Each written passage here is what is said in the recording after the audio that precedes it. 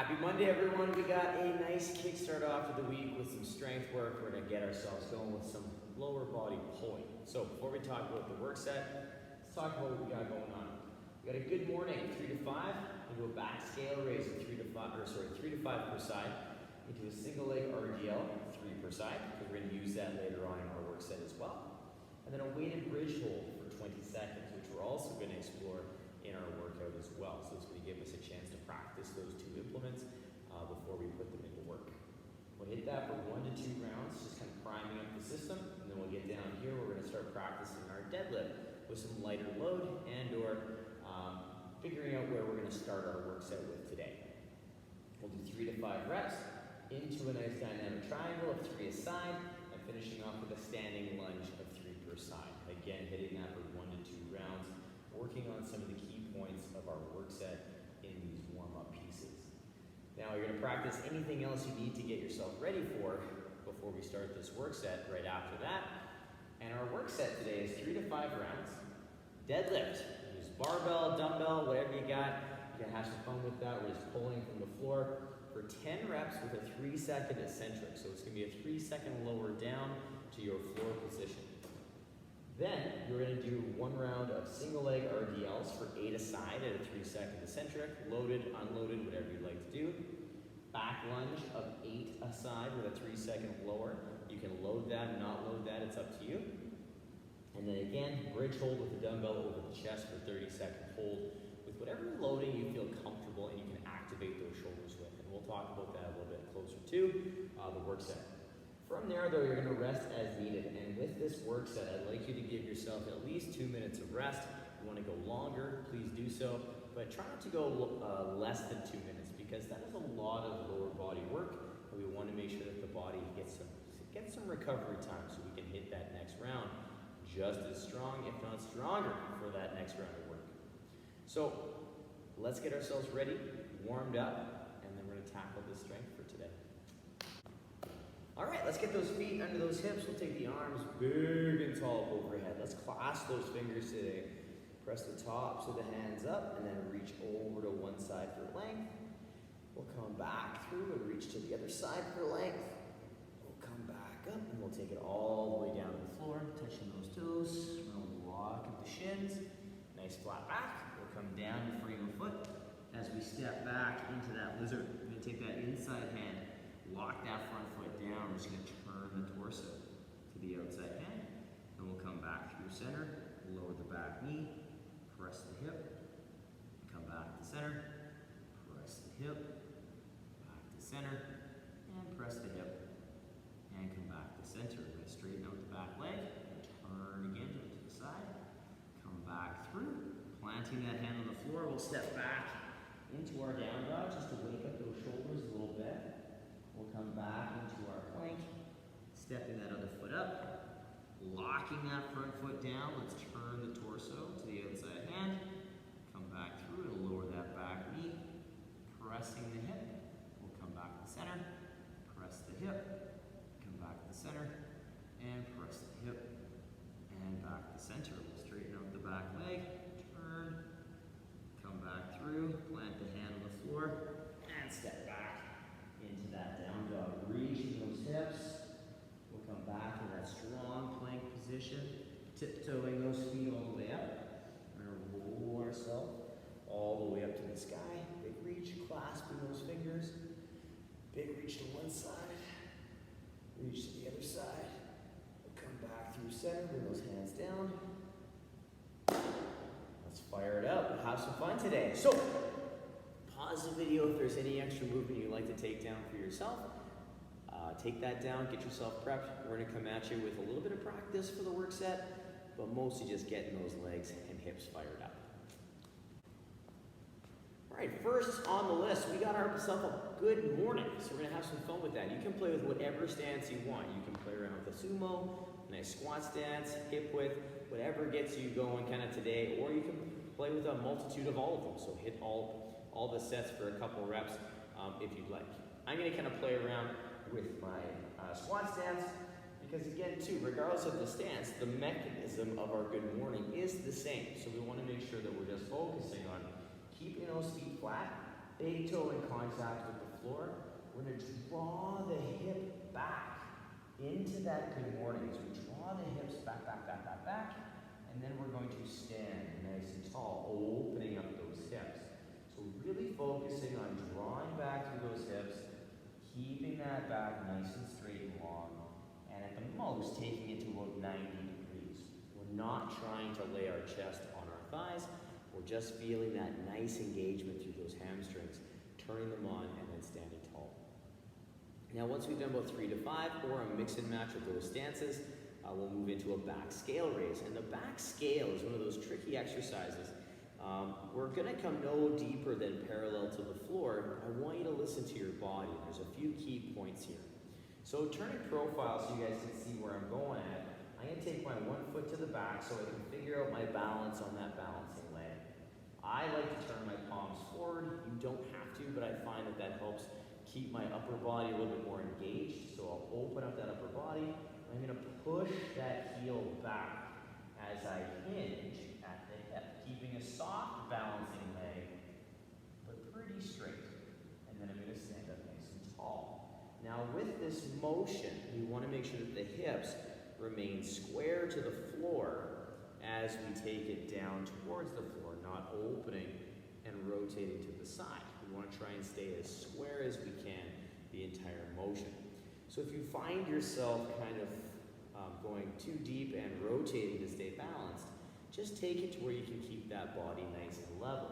So that may be just a little hinge motion where we keep the body nice and straight and come back up. And over time, that hinge will get bigger and bigger as our control comes full through.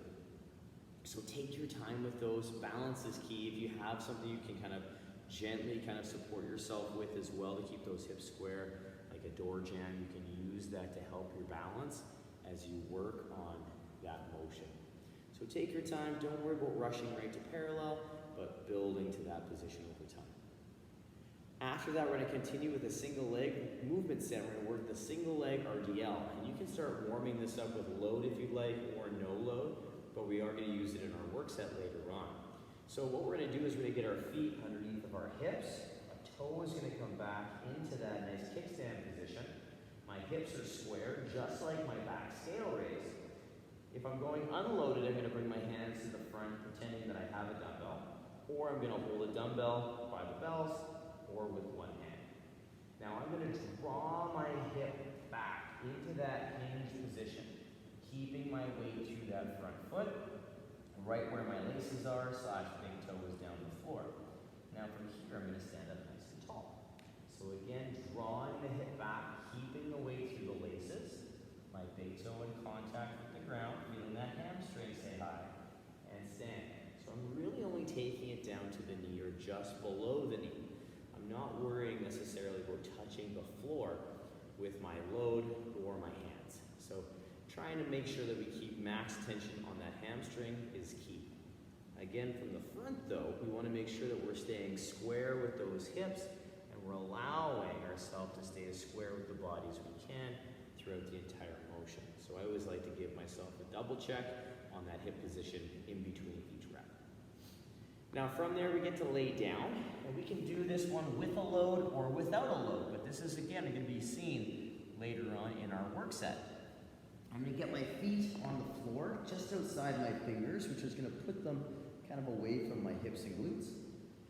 My ribs are going to pull in slightly so I feel contact with the floor. I'm going to take my arms above, and if I'm holding on to a dumbbell, I'm going to hold by the bells, and I'm going to push the dumbbell to the ceiling. I'm going to go unloaded for now. I'm going to just push my arms to the sky, and then I'm going to push my feet down to the floor, opening up those hips. So I'm pushing through the arms, pushing down with the feet, which brings my hips up off the floor. And here I'm going to work on maintaining those key points, but I'm also going to work on breathing. So I'm going to inhale through the nose, filling that midsection, out, exhale through the mouth, in through the nose, out through the mouth. Now when I come out of this, I lower the body down, maintaining good tension, and then I'll bring the dumbbell in, or I'll just bring my hands down. One of the two. Depending depending on what I have going on there for that movement set. Now, as a quick recap, we have a good morning, whatever stance you'd like to play with, or combination of those stances, 3 to 5 reps, or again, 2 of each, it's up to you. Back scale raise for 3 a side, taking it to whatever range you feel comfortable with. Single leg RDL for 3 a side, again, figuring out that hip position, you can load it, unload it, whatever you want, or using it to find those hamstrings for later on. And then a weighted bridge hold with the dumbbell or just hands above the chest for 20-second hold, working on our breath work. So you can use that empty-handed to figure out our positioning. You can start with a lighter dumbbell to figure out your breathing and your engagement, whatever you'd like, but we're gonna use that as practice for what's to come. 1 to 2 rounds of that, practice those movements, get those hips, get that core fired up, ready for the next phase. We're gonna practice the key lift of our movement set today, the deadlift. All right, we're gonna kickstart off our next phase of work with our deadlift. And now if you have a barbell at home, you can practice with an empty bar, kind of using this to build to our starting loads.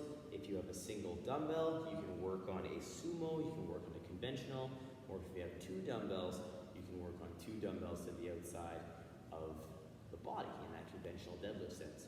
I have a single dumbbell here right now, so I'm gonna show you that dumbbell sumo deadlift. Keeping in mind, the hinge pattern is the same, whether or not you have a bar, sandbag, a kettlebell, a dumbbell, it's all the same hinge pattern and mechanics. The only thing that changes is the implement. So I'm gonna turn to the side so you can see my hips. I'm going to straddle that dumbbell so it is kind of cutting my foot in half. So I'm right on top of the dumbbell. I'm going to draw my hips back like I did in my RDL. And then I'm going to lower myself down to the dumbbell. Now with the dumbbell in the sumo, I'm going to be a little deeper. So it'll be a little lower hip, a little higher chest. And then I'm going to push through those feet and stand tall.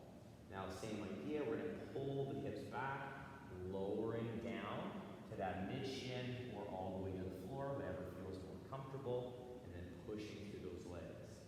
So now if I went conventional with a single or a double dumbbell, my feet are going to come more narrow, and my hands are going to be the outside of my body, and I'm going to pull the hips back, same as I did, and then I'm going to lower down towards the floor in that good hinge pattern. Still working that good back position, and only taking as deep as I can maintain that back position. Now we haven't talked about the feet too much, and I want you guys to make sure that when we're working with this deadlift, my weight stays through the laces in the back portion of my foot. My big toes and toes stay on the floor the entire time, but we're not pulling so far back that my toes come off the ground, nor leaning so far that my heels come off the ground.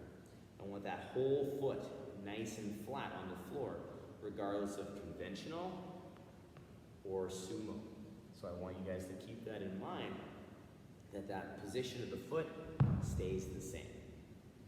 Once I've kind of played around with my deadlift a little bit, warmed up those 3 to 5 reps, adding a little bit of load if I need to throughout the rounds, we're going to move into our dynamic triangles. We're going to work on separating those feet a little bit, turning a toe, so I have that nice angle on the hip.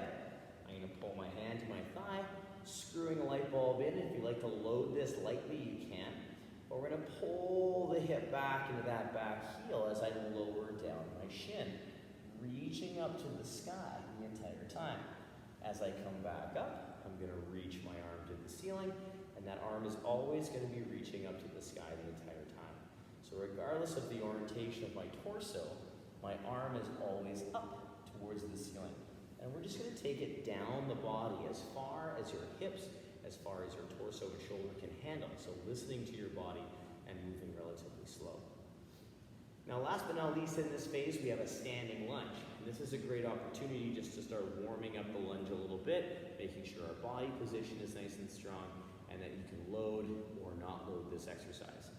So my feet are going to be in a squat stance. I'm going to step 1 foot forward, 1 foot back, so I have a nice 50-50 stance. My weight is going to be pretty balanced between the 2 legs, and I'm trying to stay as upright as I can.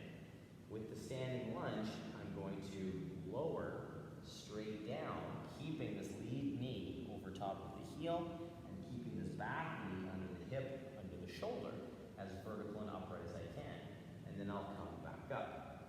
Now the reason I like this so much is that if you're not comfortable going all the way down, and you don't have that much range yet, that's fine. You can take it to wherever you feel comfortable. You could even do it holding on to chairs, a PVC pipe, countertop, whatever you need to help get you through that sticking point with a little extra assistance. So you can really use that movement without having to worry about stepping your feet and changing your stance.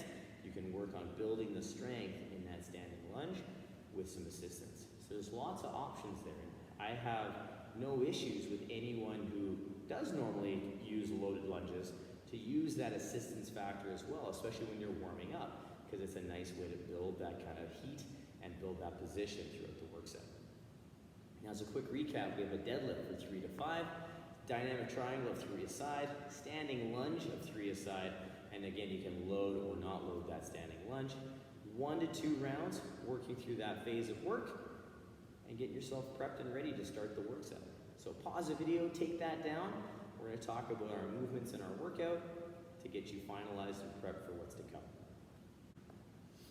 We've made it to the work set. So we've covered most of these movements already in our warm-up or previous. So if you do need a review on some of these pieces, please just scroll back, check those out. We are going to talk about some few key points of the deadlift and these movements in our workout. So the deadlift, whatever you're choosing to take down in the workout, has a 3-second eccentric. So what that means is, once you stand up, normal at speed, you will take the dumbbell or barbell down 3, 2, 1 to wherever your floor position is. Normal stand, 3, 2, 1. Nice and smooth. That 3-second lower. So we're maintaining good tension all the way down with control. Now, regardless of how you're taking this down, the hinge mechanics are the same. There's a 3-second negative.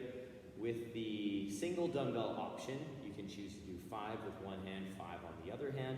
All right, so it's going to continue to work the same kind of activation here. You'll just have a nice kind of chance to split the work up between the two sides of the body. Now, after that, we have our single leg RDL. We talked about that single leg RDL quite heavily in the previous work set. So the only thing I'm going to show you guys is where we can hold the dumbbells. We can choose to hold the dumbbell by the bells to the front, where we take it down just below the knee. We can choose to hold it on the side of our kickstand leg, working on staying square. Just again, taking it to below the knee. We can use it on the same side as the balancing leg. And with this one, we just have to focus on staying square through the torso so we don't shift and get pulled to the side that we're holding the dumbbell on. Now, if you have 2 dumbbells and you're comfortable with this, you can also hold 2 dumbbells and do that same RDL. So it's going to keep you balanced, it's going to allow you to hold a little bit more load, and give you a chance to really practice that movement. Back lunge. The back lunge for 8 reps per side with a 3-second lower. We can load it any way we'd like. So goblet, front rack, suitcase, it's up to you. You can not load it. You can actually choose also to do the standing lunge in place of the back lunge if you are using that to build the strength to do that dynamic lunge. The big thing is bringing those key points of our standing lunge drill into our back lunge. So I'm going to stand tall, pick my favorite leg to start. I'm going to step back, lowering straight down, and stand tall. So the lower is going to have a 3-second lower down, staying as vertical as I can, and I'll stand tall. Now with this, we want to make sure we're giving ourselves that nice vertical shin, keeping that knee over top of the heel, and trying to stay as upright as we can. It's very easy on back lunges to fall forward over top of our thigh. We want to try and stay as upright as we can. Last but not least, we have our bridge hold with our dumbbell over our chest. We're going to hold that for 30 seconds with that dumbbell over the chest, or again, no load, reaching those arms to the sky. Working on our breathing, so inhaling through the nose, filling this midsection out to the outside, exhaling through the mouth, getting that nice engagement through the obliques and the side abs to get everything kind of fired up and create space through the body. Once we're done that, we're going to work through a nice little rest, chill out, relax, do what you got to do for about 2 minutes, and then do it again. changing any loading if you need to, or staying the same all the way through. It's up to you in terms of how it's feeling and what you have access to. Have fun with this work set, you guys. It's a good, challenging work set that's going to help you work on building that strength in those hamstrings and those glutes and in that core position as we work through that good hinge pattern.